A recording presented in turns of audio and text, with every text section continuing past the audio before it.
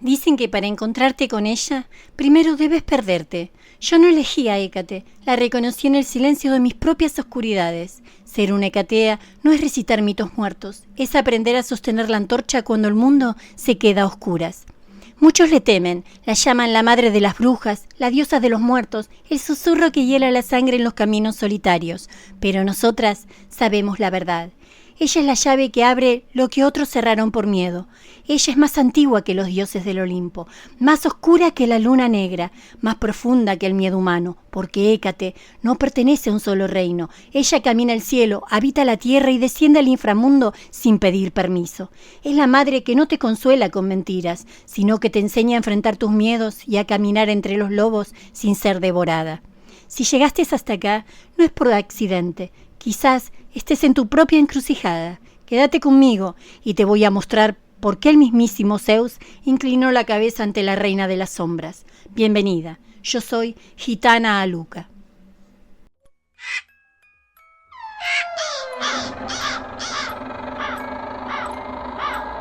Soy Gitana Aluka. Para entender a Hécate, debemos alejarnos de las cumbres luminosas del monte Olimpo y descender a las grietas de la historia. Allí, donde los mitos se confunden en el polvo de los tiempos primordiales. Antes de que Zeus se sentara en su trono de nubes, antes de que el orden de los 12 se impusiera sobre el caos, existían los titanes.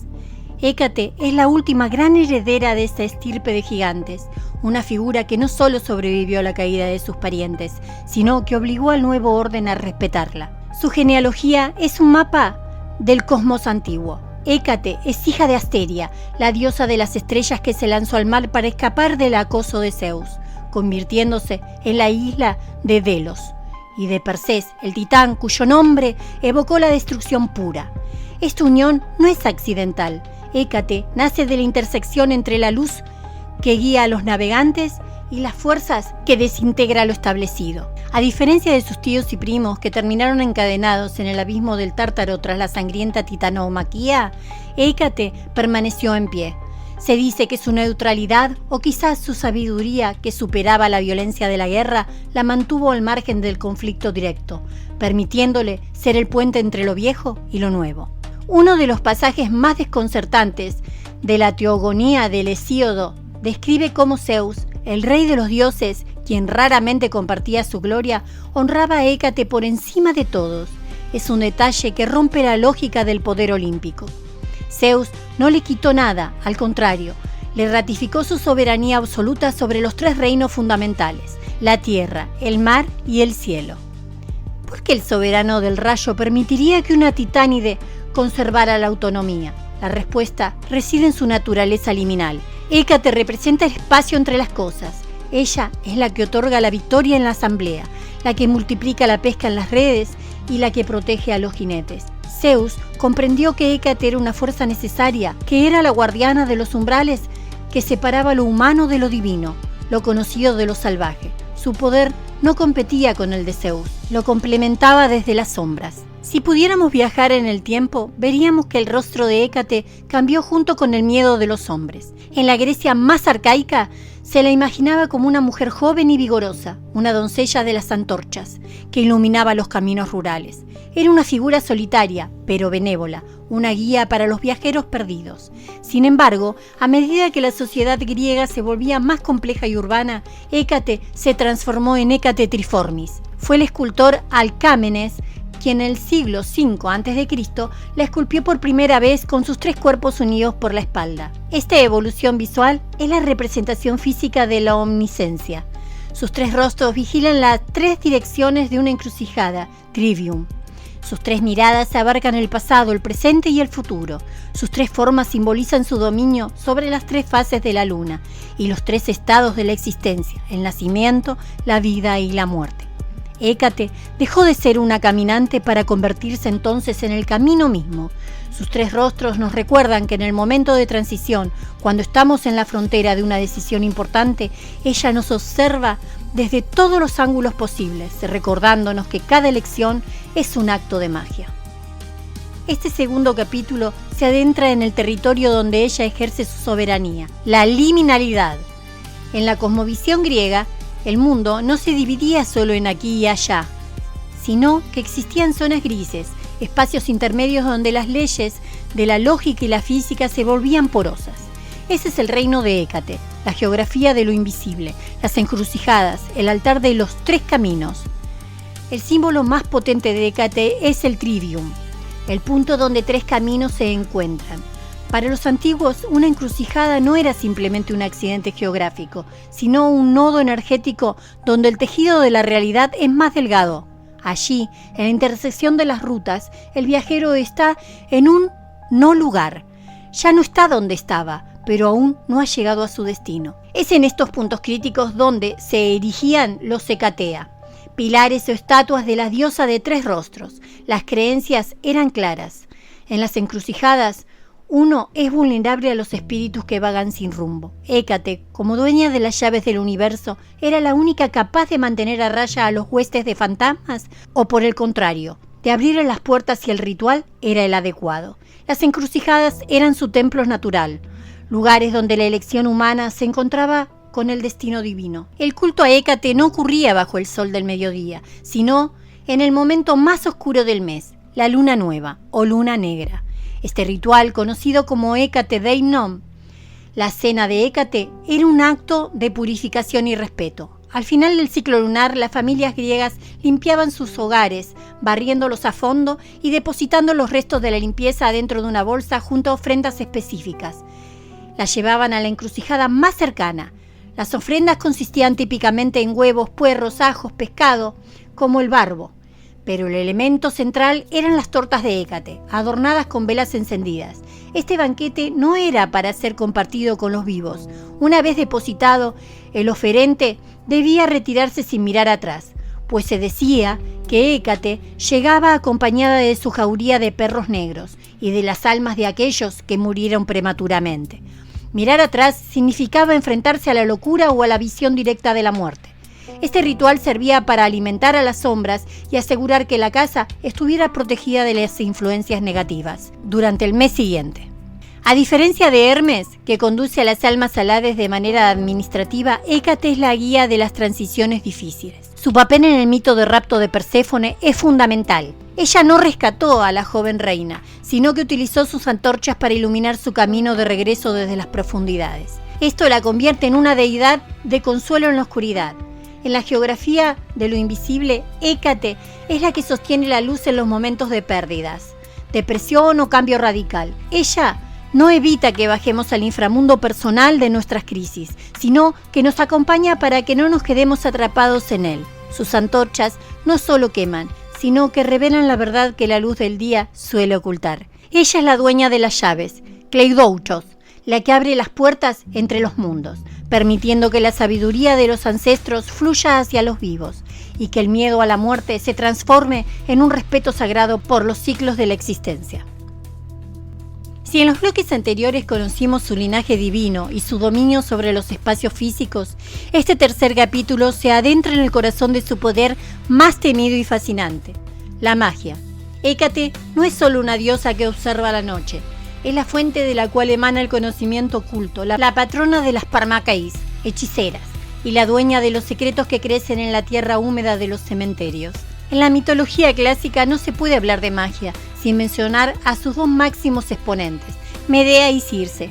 En muchas tradiciones estas figuras no son solo seguidoras de Hécate, sino que se las describe como sus hijas o sus sobrinas directas. Medea, la princesa de Cólquida, es el ejemplo más crudo de este vínculo. En las tragedias antiguas, cuando Medea prepara sus opciones para rejuvenecer a los ancianos o para consumir en fuego a sus enemigos, no invoca a los dioses del Olimpo, invoca a Hécate. La describe como su colaboradora, aquella que habita en el rincón más profundo de su hogar. Esta relación define que la magia no es como un truco, sino como una alianza sagrada. Hécate otorga el conocimiento de las mezclas y los encantamientos a cambio de una devoción que rompe las normas sociales. Ella es la madre de las que no encajan, de las que poseen un poder que los hombres y los reyes le temen. Para el espectador moderno, la magia es algo abstracto, pero para el devoto de Hécate, la magia era materia. Este bucle del documental exploraría el jardín de la diosa, una colección de plantas que crecen a las sombras que poseen el poder de sanar o matar. El acónito se decía que esta planta nació de la baba de Cancerbero, cuando Heracles lo sacó del inframundo. Es la planta sagrada de Hécate por excelencia, un veneno letal que simboliza las fronteras entre la vida y la muerte. La mandragora, con su raíz de forma humana, era utilizada en rituales de protección y adivinación, vinculando el cuerpo de la tierra con el espíritu de quien la invoca. El tejo y el ciprés, árboles asociados con el luto y la eternidad, que enmarcan los lugares del culto de la diosa. Hécate enseña que la naturaleza no es solo belleza y luz, tiene una cara B, oscura, química y peligrosa. Ella es la farmacéutica original, la que conoce la dosis exacta que separa el remedio del veneno. La presencia de Hécate es auditiva antes que visual. Se creía que Hécate vagaba por las noches acompañada de una jauría de perros negros, animales asociados a la purificación al inframundo, y de las lamiae o almas inquietas, de aquellos que no recibieron sepultura. Esta hueste de Hécates representa lo que la sociedad prefiere ignorar: los marginados, los olvidados y los traumas no resueltos. Al ser reina de los espectros, ella no busca aterrorizar por placer, sino que actúa como la autoridad que pone orden en el caos de las almas errantes. Ser su seguidor implica tener el valor de mirar a los ojos a la muerte y aceptar que la oscuridad es una parte integral del ciclo vital. En este sentido, la brujería de Hécate es un ejercicio de soberanía personal, el poder de caminar por la noche sin miedo, porque la noche misma te reconoce como uno de los tuyos. En el último capítulo de nuestro viaje debemos preguntarnos: ¿a dónde fue Hécate cuando los templos de mármol cayeron y las antorchas se apagaron? La respuesta es que nunca se fue, simplemente se retiró a las sombras de la psique humana, esperando el momento en que el mundo volviera a necesitar una guía para sus transiciones más oscuras. Hoy, en pleno siglo XXI, Hécate vive un renacimiento sin precedentes, transformándose en una bruja temida, en un símbolo de soberanía, feminismo y psicología profunda. De la bruja Macbeth a la triple diosa. Durante siglos, la cultura patriarcal y el cine de terror caricaturizaron a Hécate. Se la redujo a la imagen de una vieja decrépita que remueve un caldero, una figura de maldad pura destinada a asustar a los niños. Sin embargo, el surgimiento de movimientos como la Wicca y el neopaganismo en el siglo XX rescató su figura original. Aquí aparece el concepto de la triple diosa, la doncella, la madre y la anciana. Aunque esta división es una interpretación moderna y no estrictamente griega, Hécate encaja perfectamente como la anciana sabia. Representa la etapa de la vida en la que ya no busca complacer a otros, sino que se posee el conocimiento de los siglos, la muerte y el renacimiento. En este contexto, Hécate es la mentora de quienes buscan su propia verdad interior, lejos de los dogmas establecidos. Hécate se ha convertido en una figura central para el feminismo contemporáneo. ¿Por qué una diosa de las encrucijadas resuena tanto hoy? Porque ella es la diosa que camina sola, a diferencia de Hera, definida por su matrimonio, o de Perséfone, definida por su rapto. Hécate no pertenece a ningún hombre ni a ninguna estructura jerárquica rígida. Ella representa el derecho de la mujer y de cualquier individuo a habitar los márgenes, a poseer un conocimiento que la sociedad considera peligroso y a ser la dueña de sus propios umbrales. Es la protectora de los marginados, de los que no tienen voz y de aquellos que han sido expulsados de los centros de poder. En las manifestaciones modernas y en el arte contemporáneo, su imagen con la llave simboliza la capacidad de abrir nuestras propias puertas y de cerrar aquellas etapas que ya no nos sirven. Desde una perspectiva de la psicología junguiana, Hécate es el arquetipo de las sombras y el inconsciente, en un mundo obsesionado con la luz, la productividad y lo visible. Hécate nos recuerda que la oscuridad es el lugar donde germina la semilla. Ella es la que nos acompaña en las noches oscuras del alma, en esos momentos de crisis vital donde sentimos que estamos en una encrucijada sin salida. Su antorcha no elimina la oscuridad, sino que nos permite caminar a través de ella. Hécate no es una entidad a la que haya que temer, sino una parte de nuestra propia mente que sabe navegar el caos. En un mundo que atraviesa cambios climáticos, sociales y tecnológicos radicales, la dama de las encrucijadas vuelve a ser relevante. Nos enseña que estar en el medio, en el umbral, no es estar perdido, es estar en el lugar donde ocurre la verdadera transformación. Hécate comenzó como una estrella en los Titanes, sobrevivió como una aliada en los Olímpicos y hoy permanece como una brújula para el espíritu humano. Ella es la llave, la antorcha y el camino, al final de la noche, cuando nos encontramos en nuestra propia encrucijada personal. En su susurro nos recuerda que somos nosotros quienes debemos elegir qué dirección tomar. Yo soy Gitana Aluca y si querés que sigamos hablando sobre este tema, poné la palabra Hécate y me comprometo a darte rituales nunca revelados. Hasta el próximo encuentro.